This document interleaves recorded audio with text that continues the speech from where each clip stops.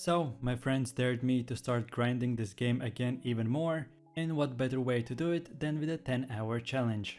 But of course, I'm sure that everyone has seen hundreds of different corrupted dungeons PvP videos, with players having to fight for their gear and trying to beat the other opponent to earn money. But what if you are a new player and not looking to fight other players, but instead you want to learn about the game, try out different builds, earn a lot of money very fast, and most importantly, with zero risk whatsoever. So that's why I spent 10 hours in a row with 2-minute breaks between every hour to try out and test how much money I would make in Yellow Zone corrupted dungeons. As you know, you can't lose gear if you get killed, but because of that you won't get that much reward. So like with everything I do, I try to do a mid-maxing and see if I can make Yellow Zone corrupted dungeons super profitable, and this is what I came up with.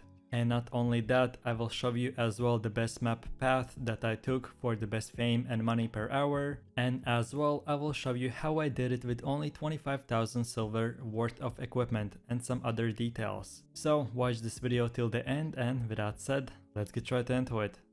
So, first things first, let's take a look at the numbers and my loot after these 10 hours, and then later in the video we will look into the actual build, what is the fastest way to clear mobs, and much more. So, after 10 hours, or more like 9 hours and 30 minutes of straight gameplay, if we take away about 30 minutes of break time, in total I made about 6 million silver. If we as well put all the money, all the bags, and the money that I spent for potions and other stuff, I made about 6.2 million, but I removed about 200,000 silver because I kept on buying omelets for the casting speed and tier 4 poison potions, so I could kill the big and small bosses a lot quicker. So yeah, in general, if we summarize all of this up, I made about 6 million silver, and in the next 60 seconds, let's summarize my experience. So my first hour was more like an experiment, when after I spawned in the dungeon, I was just randomly clearing mobs, opening whatever chests were in my way, and in my first hour I made about 200,000 silver. But then my second hour I made 300,000 silver, and all my other hours were pretty consistent between 250,000 and 350,000 silver an hour.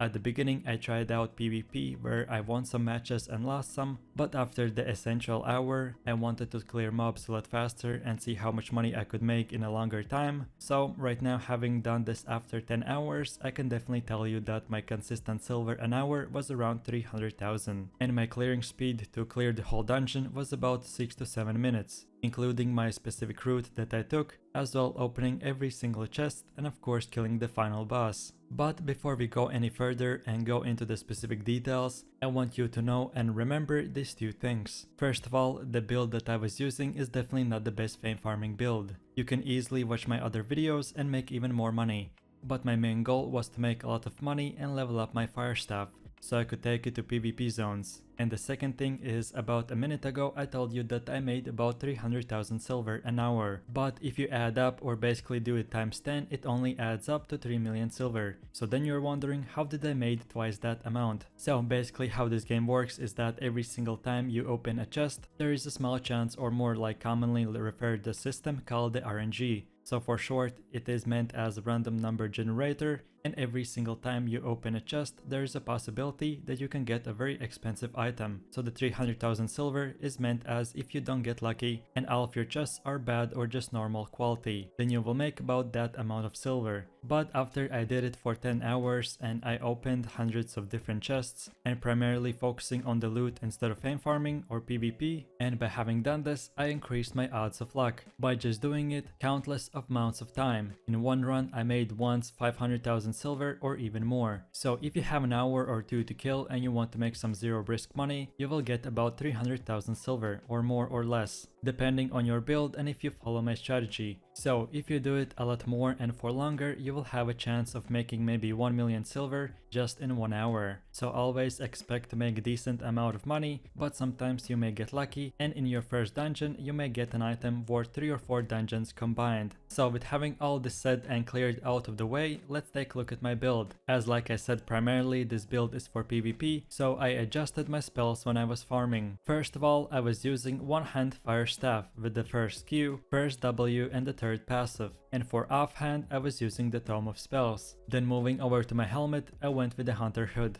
I used the third ability and my first passive. Then for the chest piece, I went with the Cleric Robe, first ability and first passive. And last but not the least, for boots, I went with the Guardian boots and I was using second ability and second passive. As this guide is primarily meant for making money, I won't go into depth about why I like this build or what are the best PvP abilities. So if you're just looking for that and what I was using, here they are, but just in case, pause the video. And now on the screen you can see my actual PvP build and all the abilities I have switched up from just fame farming. But as this video is meant that you could use any build you want, for the rest of you, let's continue the video. So in total, this build cost me about 25,000 silver and I bought it in Thetford, as here is the best place for the cheapest tier 4.1 gear. And for the mount to have cost super low, I bought a donkey for 3,000 silver, as the next cheapest mount was a normal tier 3 horse for 5 times the donkey's price. This build is meant to destroy 8.3 players, and if you haven't seen other my videos or funny montages where players with this type of similar builds beat a top 1 guys on the leaderboards, then check them out or check my Albion playlists. And here with this cheap build, I'm trying to replicate and do the same thing myself.